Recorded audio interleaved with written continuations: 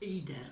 Czy lider to jest ktoś, kto został wybrany na lidera, albo ktoś, kto jest kierownikiem, dyrektorem, prezesem?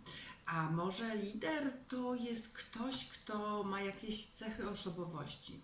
A może każdy z nas jest liderem w jakimś zakresie, w jakiejś mniejszej lub większej grupie, nie tylko w pracy, może też w życiu prywatnym?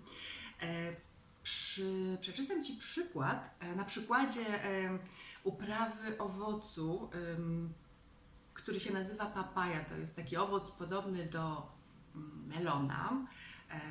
Bardzo, bardzo, bardzo zdrowy, ma strasznie dużo witamin i wręcz nie powinno się go jeść codziennie, bo ma za dużo witamin, żeby go jeść codziennie. Jest przepyszny. I jak się taką papaję uprawia? Otóż kiedy zaczynasz hodować papaję, zakopujesz setki nasion w wiadrze pełnym żyznej ziemi, pełnej składników odżywczych i witamin. Często wiele innych roślin się w podobny sposób zaczyna uprawiać. I co kilka dni te nasiona podlewasz, bo wiesz, że jak będą miały odpowiednie warunki, to wybrane nasiona zaczną kiełkować. Nie depczesz po nich, nie poniżasz ich, nie traktujesz ich z pogardą. Nie niszczysz ziemi, w której się znajdują.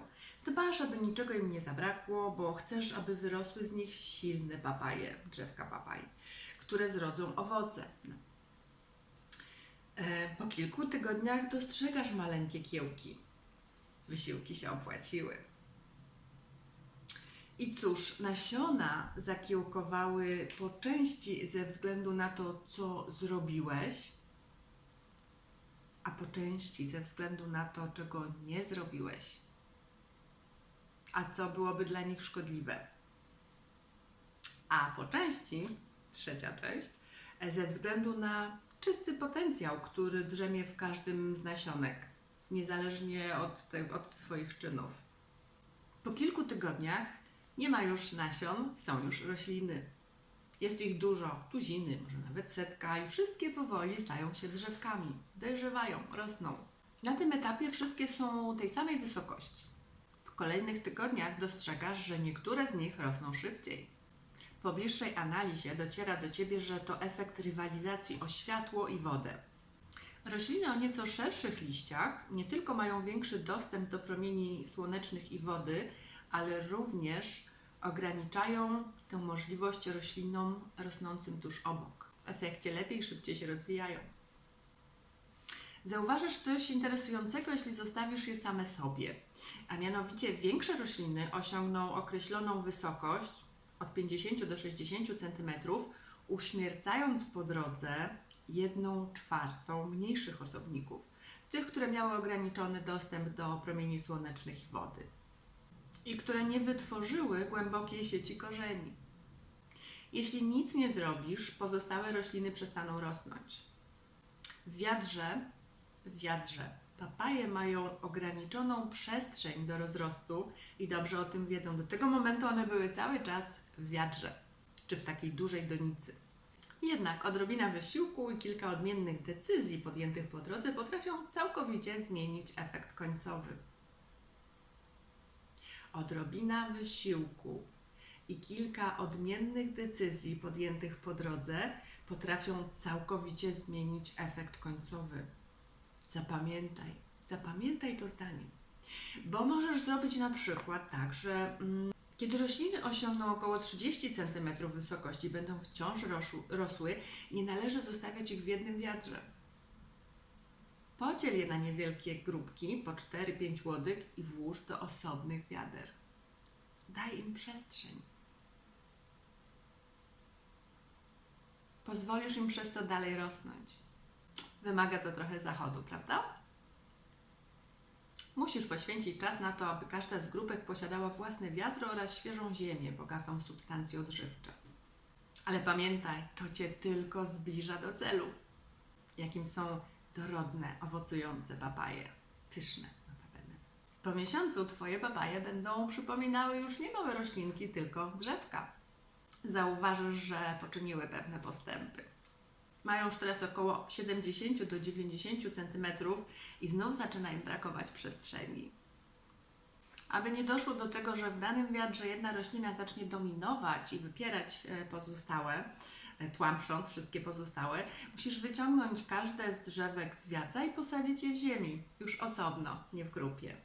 Pozbawisz ich wprawdzie bezpieczeństwa, jakie zapewniały im prowizoryczne donice, ale w zamian ofiarowujesz im możliwość korzystania z wszelkich dobrodziejstw gleby. Teraz korzenie papai będą mogły sięgać tak głęboko, jak tylko sobie zażyczą, a ich liście będą mogły rosnąć dowoli, ciesząc się z nieograniczonego dostępu do słońca. Nic już nie stanie im na drodze do osiągnięcia pełni ich potencjału. Ale jeżeli zrobisz inaczej i na początku posadzisz te roślinki z dala od siebie czy nasiona, to zobaczysz, że wyrosną z nich wprawdzie potężne, wysokie papaje z szerokimi liśćmi, które jednak nigdy nie zaowocują. Ale jeśli posadzisz je w niewielkich grupkach, ale w takich odległościach, aby się nawzajem nie blokowały, na przykład co kilkadziesiąt centymetrów, papaje zaczną się zapylać, ochraniać wzajemnie przed słońcem, dzielić kroplami deszczu skapującymi z jednych liści na drugie i przez to wszystko zaczną rodzić owoce. Dużo owoców. Ten sposób sadzenia powoduje, że rośliny ze sobą nie rywalizują. Zamiast tego współegzystują. Ich wzajemna obecność jest zaletą, a nie wadą. I każdy owoc jest źródłem kolejnych nasion.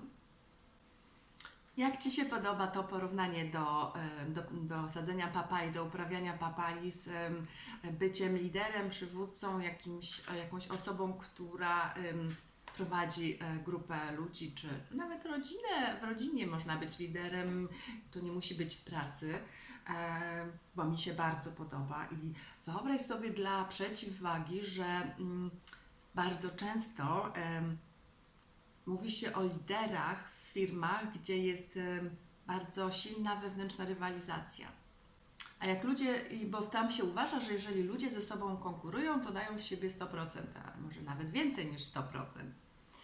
A tak naprawdę taka atmosfera rywalizacji jest istnym koszmarem. Jak Ci się podoba taka idea? Czy wolisz takiego lidera, który dba o swoich ludzi, który pomaga im rosnąć, rozrastać się i tworzy nowych, no powiedzmy, liderów, którzy są jak takie owoce, w których są kolejne nasionka i z tych nasionek wyrosną kolejni liderzy, kolejne osoby, które coś mogą dać, czymś się podzielić, bo ja bardzo sobie cenię taką ideę i ona jest mi najbliższa, rywalizacja i takie walenie młotkiem absolutnie. To jest jeden oczywiście z rodzajów, ale nie jedyny i nie najskuteczniejszy, to Cię mogę o tym zapewnić. A teraz naciśnij tu i zasubskrybuj mój kanał i do zobaczenia w następnym wideo. A, zapomniałam Ci powiedzieć, że cytat był z książki Johna Streleckiego, Wielka Piątka, to jest książka o przywództwie, ale takim przywództwie w firmie, w której każdy chciałby pracować. Pozdrawiam Cię serdecznie, do zobaczenia.